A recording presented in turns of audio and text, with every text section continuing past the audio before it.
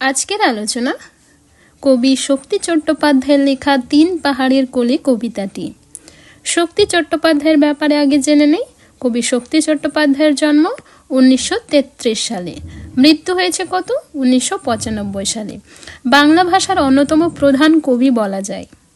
বুদ্ধদেব বসু সম্পাদিত কবিতা পত্রিকায় জম কবিতা লিখে সাহিত্য জগতে প্রবেশ করেন। কাব্যগ্রন্থের সংখ্যা কটি ছিল? 51টি। প্রথম কাব্যগ্রন্থ দেখে নাও, হে প্রেম হে নৈঃশব্দ।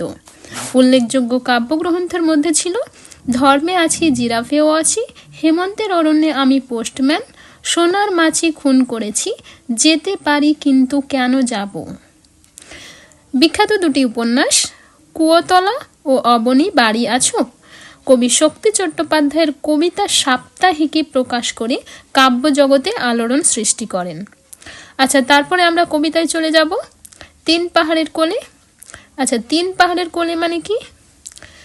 কবিতার আগে বলে দেই, ঝাড়খণ্ড রাজ্যের সাহেবগঞ্জ জেলায় এই ৩ পাহাড় নামে একটি এলাকা রয়েছে। সেই ৩ পাহাড়ে ভ্রমণ করতে গিয়ে কবি শক্তি চট্টোপাধ্যায় এই প্রাকৃতিক সৌন্দর্যের বিবরণ দিয়েছেন। ৩ পাহাড়ের কোলে মানে ৩ পাহাড়ের মধ্যে, কোলে মানে মধ্যে। আচ্ছা দেখো, অন্ধকারে ৩ পাহাড়ে ট্রেনের থেকে নেমে হাওয়াবিলাসী ৩ জোড়া চোখ আটকে গেল ফ্রেমে। কবি ও তার 2 জন বন্ধু অন্ধকারে মানে ভোর রাতে এই ৩ পাহাড়ে স্টেশনে, জনসন স্টেশনে নেমেছিলেন ভোর রাতে। সেখানে জনমানবহীন স্টেশন, আকাশ ভরা তারায় এমন একটি দেশে আসলে সকলে পথ হারায়। এখানে সকলে পথ হারায়, সকলে শব্দটাকে জোর দিতে গিয়ে কবি সকলে ব্যবহার করেছেন।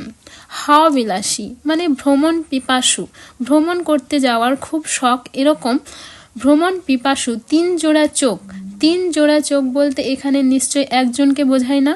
কবি ছিলেন ও তার 2 জন বন্ধু ছিলেন। তার 2 জন বন্ধু শক্তি চট্টোপাধ্যায়, সুনীল গঙ্গোপাধ্যায়, সন্দীপন চট্টোপাধ্যায়। আচ্ছা হয়েছে। পথ হারিয়ে যায় যেদিকে, সেদিকে পথ আছেই, ঝর্ণা কাদর ঢিলা পাথর বনভূমির কাছেই।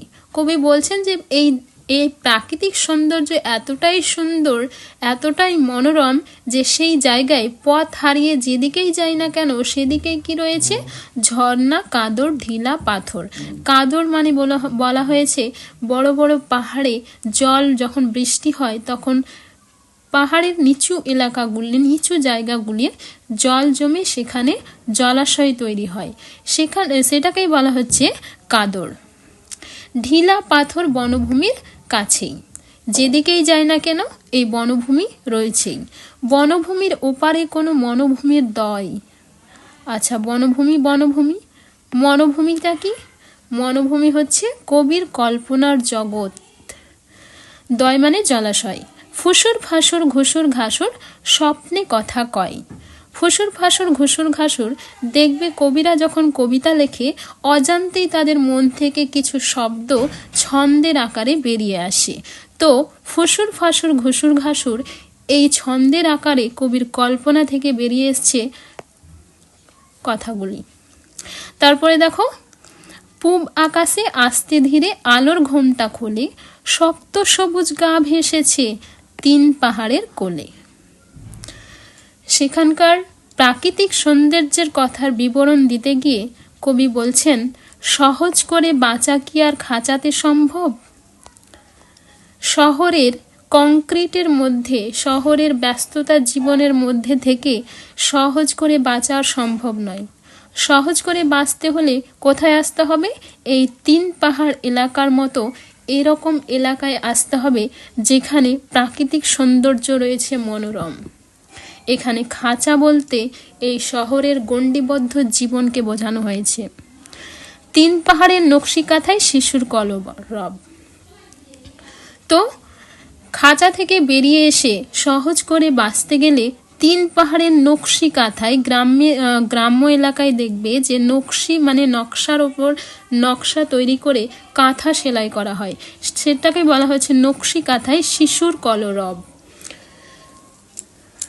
আমরা কবিতা পড়লাম। কবিতার মূল বিষয় হচ্ছে মূল প্রেক্ষাপট হচ্ছে কবি শক্তি চট্টোপাধ্যায় ও তার দুইজন বন্ধু সুনীল গঙ্গোপাধ্যায় আর সন্দীপন চট্টোপাধ্যায়, তারা তিনজন মিলে ঝাড়খণ্ড রাজ্যের সাহেবগঞ্জ জেলার তিন পাহাড় এলাকায় ঘুরতে গিয়ে সেখানকার প্রাকৃতিক সৌন্দর্যের কথা তুলে ধরেছেন। তাদেরকে এতটাই মনোরম, এতটাই সৌন্দর্য লেগেছিল যে তাদের চোখ আটকে গেছিল ফ্রেমে। ফ্রেম মানে হচ্ছে কাঠামো, যেখানে আটকে যায়, ছবি বাঁধিয়ে রাখা যায়, এরকম তাদের 3 জোড়া চোখ আটকে গিয়েছিল ফ্রেমে। আশা করি তোমরা বুঝতে পেরেছো। আজকে এখানে